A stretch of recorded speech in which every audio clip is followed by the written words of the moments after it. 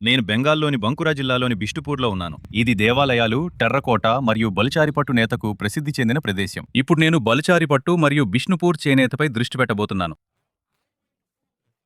ఈ కళ శతాబ్దాల క్రితం బెంగాల్లోనే ఉన్న ముషిదాబాద్లో ఉద్భవించింది, కానీ బిష్ణుపూర్కు మారింది. మరియు అప్పటి నుండి ఈ కళను అభ్యసించే ఏకైక ప్రదేశం ఇదే. బెంగాల్ అసెంబ్లీ ఎన్నికల నేపథ్యంలో వారి సమస్యలేమిటో తెలుసుకోవడానికి నేను చేనేత కార్మికులు మరియు వ్యాపారులతో మాట్లాడబోతున్నాను. బిష్ణుపూర్ బలుచారి పట్టుచీరలకు పుట్టినిల్లు.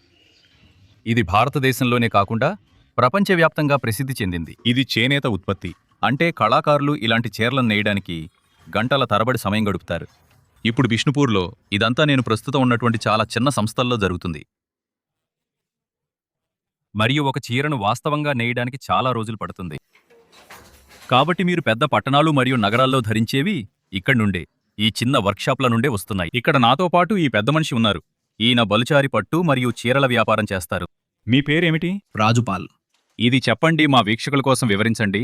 ఇక్కడిప్పుడు ఏమి జరుగుతోంది? ఇది ఏ విధంగా పని జరుగుతోంది? ఏ విధంగా చూస్తున్నారంటే, ఇది చేనేత చీర మొత్తం బాలుచారి అవుతోంది మరియు బాలుచారి అయితే జరుగుతోంది. కాబట్టి మీరు అర్థం చేసుకోండి. 400 సంవత్సరాలుగా బిష్ణుపూర్లో నడుస్తుంది మరియు ఇది స్వచ్ఛమైన చేనేత. ప్రపంచం మొత్తానికి ఈ చీర వెళ్తుంది. ఉత్తమ నాణ్యత.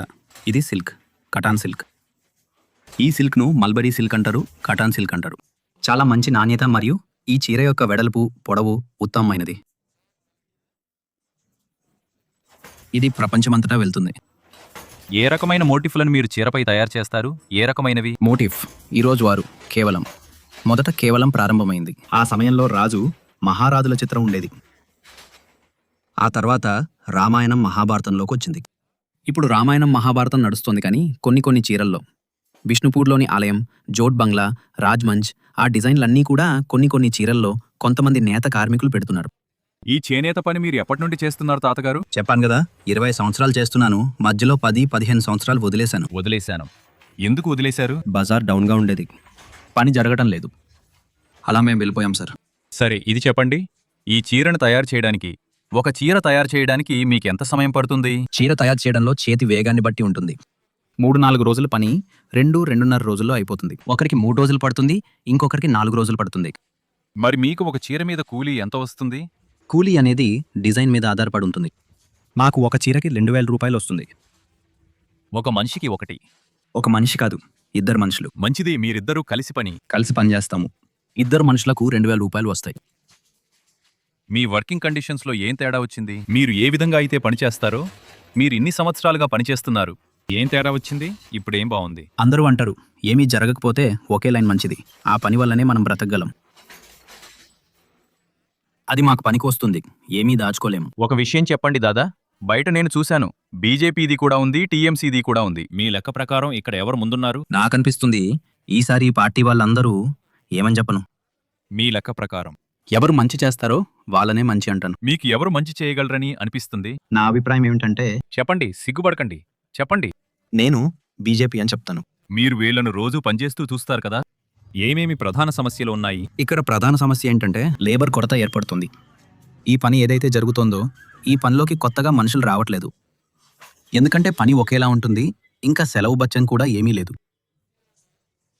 ఒకవేళ సెలవు తీసుకుంటే అది వాళ్ళ కూలీ నుండి కట్ అవుతుంది. కూలీ అంటే అతను ఏ రోజు పనిచేస్తే ఆ రోజే డబ్బులొస్తాయి. వీళ్ల కోసం రాష్ట్ర లేదా కేంద్ర ప్రభుత్వ పథకాలేమైనా ఉన్నాయా? ఏ పథకమూ లేదు. యజమాని ఎవరైతే ఉన్నారో యజమానికి కావాల్సింది ఏంటంటే ప్రభుత్వం తక్కువ రేటుకు దారం ఇవ్వాలి.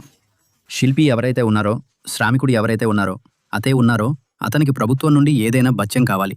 నేను ఈ మొత్తం ప్రక్రియ యొక్క మరొక కోణాన్ని అన్వేషిస్తున్నాను. ఇది చాలా చాలా ఆసక్తికరంగా కనిపిస్తుంది. దాదా, మీ పేరేంటి? తారా గోతోబీట్. ఇది చెప్పండి దాదా, ఇక్కడేం జరుగుతోంది? చూడటానికి చాలా బాగుంది, అందంగా ఉంది, కానీ ఏం జరుగుతోంది? మేం తయారు చేసే బాలుచరి, స్వర్ణచరి చీరల కోసం ఇది జోరం తయారవుతుంది. అయితే జోరం తయారు చేయడానికి చాలా చోట్ల చాలా కీలు లేదా దారాలు తయారు చేయాలి. దానికోసం ఇదిగో ఒక్కో ఫ్యానాలి తిరుగుతుంది. ఈ ఒక్కో ఫ్యానాలిని తిప్పి మేం మొత్తం సుమారుగా 25 సోర్ దారాన్ని తయారు చేయాలి. చెప్పండి, ఇప్పుడు ఈ పనిలో ఇంకా సంతోషం మిగిలి ఉందా లేదా? అవును, ఇంతకుముందు ఆనందంగా ఉండేది, చాలా ఆనందంగా ఉండేది. ఇప్పుడు రోజురోజుకి మా సంపాదన, మా జీవనోపాధిని గడపడం చాలా కష్టంగా ఉంది. ఎందుకు? ఇప్పుడు ముడిసరుకు, దారం ధరలు విపరీతంగా పెరిగిపోతున్నాయి. దానికి తగ్గట్టుగా మేము తయారు చేస్తున్న బాలుచరి లేదా స్వర్ణచరి చీరలు తయారు చేసి కూడా మాకు పెద్దగా డబ్బులు రావటం లేదు. ఈ వీధి మొత్తం ఇలాంటి చేనేత వర్క్షాప్లే ఉన్నాయి. అవన్నీ అక్షరాల గోడలోని కంతల్లాంటివి. కానీ నేను ఈ ప్రాంత రాజకీయాల గురించి రాజుతో కూడా కొద్దిగా మాట్లాడబోతున్నాను. రాజుగారు, మీ నుండి ఒక విషయం తెలుసుకోవాలనుకుంటున్నాను. నేను మిమ్మల్ని కూడా అడుగుతున్నాను. మీ ఉద్దేశ్యంలో ఈ ప్రజల సమస్యని ఎవరు పరిష్కరించగలరు? టీఎంసీ లేదా బీజేపీ? చూడండి, దీన్ని పరిష్కరించడానికి మీకు లెఫ్ట్ కావాలి, మరియు మరింత అభివృద్ధి చేయడానికి లెఫ్ట్ మాత్రమే దీన్ని చేయగలదు. మీరు లోపల నుండి 1-2 చీరలు కూడా చూపిస్తారా? కాబట్టి పని పూర్తయ్యాక ఎలా ఉంటుందో, ఆ మగ్గాల నుండి ఈ చీరలు ఎలా తయారవుతాయో కూడా మనం తెలుసుకోవాలని నేను అనుకుంటున్నాను.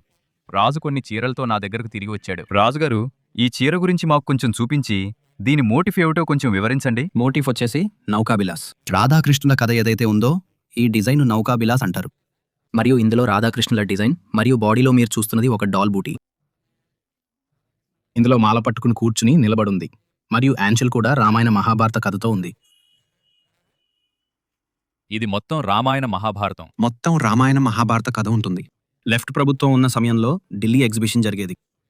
ప్రతి చోట ఎగ్జిబిషన్ జరుగుతుంది. ఆ ఎగ్జిబిషన్లో పాల్గొనగలిగే వాళ్ళు చేనేత కార్మికులు, నేత పని చేసేవాళ్ళు. వాళ్లకు ఒక టైపెయిన్ దొరుకుతుంది. టైపెయిన్ అనేది చాలా దొరుకుతుంది. కానీ ఈ సమయంలో ఏం జరుగుతోంది? అదే, ఎగ్జిబిషన్ జరగడం లేదు. ఎగ్జిబిషన్కి ఎవరూ వెళ్లాలనుకోవడం లేదు. అందుకే ప్రభుత్వం ఇచ్చే కూలీ ఒక మనిషికి 75 రూపాయలు టైపెయిన్ ఇస్తుంది. 75 రూపాయలు. మరియు మేం చీరలు తయారు చేసేవాళ్ళం. మాకు కావాల్సింది ఏంటంటే వచ్చే దారం తక్కువ ధరలో దొరకాలి. ఇప్పుడు ఈ దారం వస్తుంది కదా, ఈ దారం 1 కిలోకి 6,600 రేటుంది. మరియు పడుగు దారం 6,600, పేక దారం 5,400.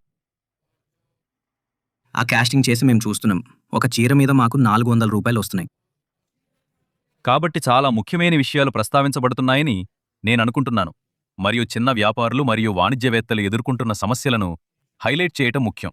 ఎందుకంటే నిజానికి వాళ్లే ఇక్కడ అధిక సంఖ్యలో ఉన్నారు. పెద్ద వ్యాపారులు బహుశా 4 లేదా 5 ఉంటారు. కాబట్టి ఆ విధంగా చూస్తే ఇక్కడ సమస్యలు ఉన్నాయి మరియు ఆ సమస్యలను సరిదిద్దాలి. మరియు ఈ ప్రజలందరూ చాలా స్పష్టంగా వివరించినట్లుగా తీసుకోవలసిన చర్యలు ప్రభుత్వాల ముందు ఉన్నాయి. ఏ ప్రభుత్వం అధికారంలోకి వచ్చినా బిష్ణుపూర్ మరియు బెంగాల్లోని ఇతర ప్రాంతాలలో రాజు వంటి వ్యక్తులు మరియు చేనేత కార్మికులు, చిన్న వ్యాపారులు మరియు వాణిజ్యవేత్తలందరి కోసం మరింత కృషి జరుగుతుందని ఆశిస్తున్నాము.